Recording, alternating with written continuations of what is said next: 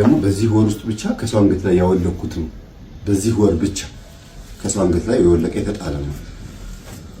የተደበላለቀ የቅዱሳንን ስም ያለበት የርኩሳንን መንፈስም ስም ያለበት ድብልቅልቅ ያለ የደብተራ ስካር። ይሄ የደብተራ ስካር ነው። ጥበብ እያለ ህዝቡን በሚያሰክርበት ጥበብ በሚል ስም የሰውን አይምሮ የሚያጠብበት ጠባብነቱን የሚያሳይበት ይሄ ከንቱ ድካም ነው። የቤተ ክርስቲያናችን ትልቁ ሸክም የጀርባ ቅማል ማለት ነው።